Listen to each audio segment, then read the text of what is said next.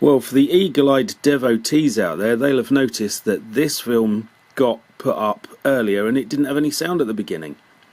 So I'm putting some sound on now. There's my hand. I don't know what I'm talking about, but I've just bought two second-hand, very old Matchbox models. One's a Fairey Seafox, which I'm going to make in a minute, and one is a Siskin. I'd never heard of that one before. I must be moaning about the old 1970s graphics there, because it is a bit dated, isn't it? But it turns out these models are quite good, and I enjoyed making this one. I must be blathering on about something really boring now, because I'm not even waving my hands about, so talk amongst yourselves. Oh no, now we're looking at the wings. Oh no, we're going to look at the fact that Matchbox did different colours in the plastic. So this one came in green and grey, and I was never a fan of that as a kid because it was pointless, I suppose.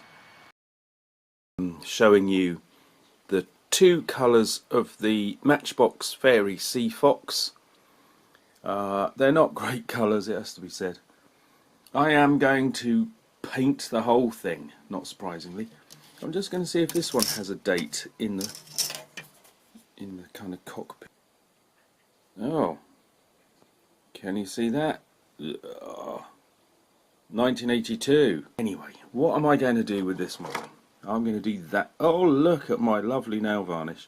I've been spraying the Siskin silver. That was terrible, wasn't it? I'll use another piece of plastic. I'm going to do this one anyway. You could tell that I didn't need to point. It's a kind of weird sea bluey green by the look of it. I remember making a couple of models and painting them that colour when I was very small.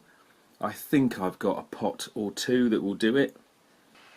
As you can see, I have made up certain sections of it so things can dry, so the glue can dry, which will be very handy because the struts on the right are a little bit wonky, so I'll have to straighten them up.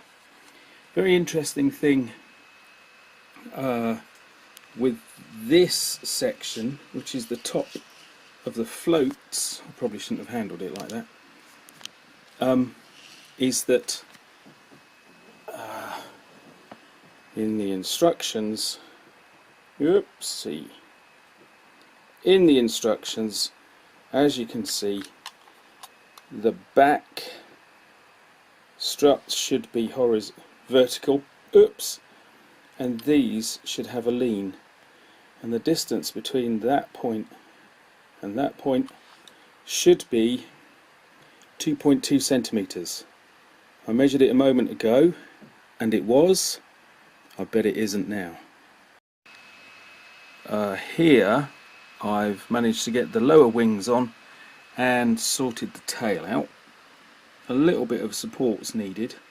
Actually, the holes in the fuselage look like they'd be a very tight fit, but in particular, because it must be something to do with the mould, this join and this one, that was bad, are very weak, so they're needing some proper support, which you know, you'd expect, but the other side's really good.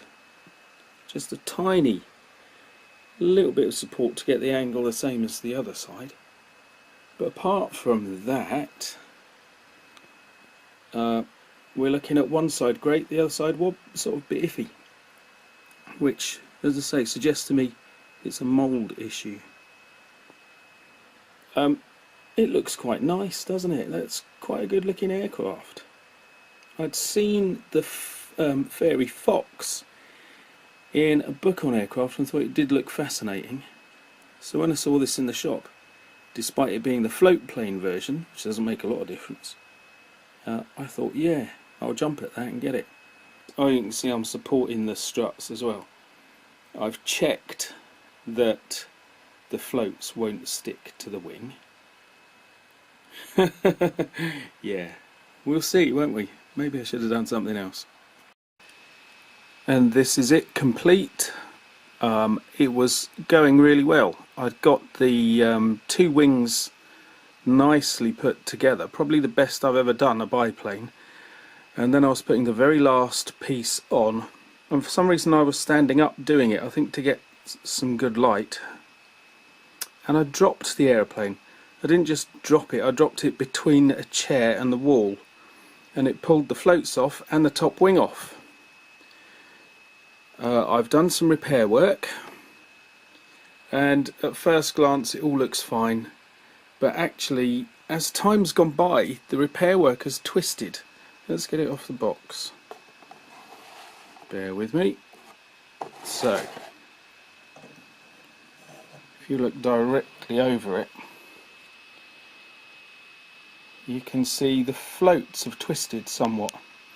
So this float has now come right over here.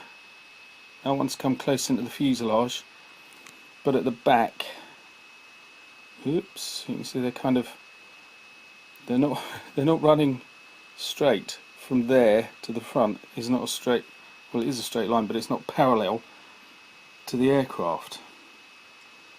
It's a tiny difference, but I can see it, and it seems gigantic to me, but there we go. And there's a similar problem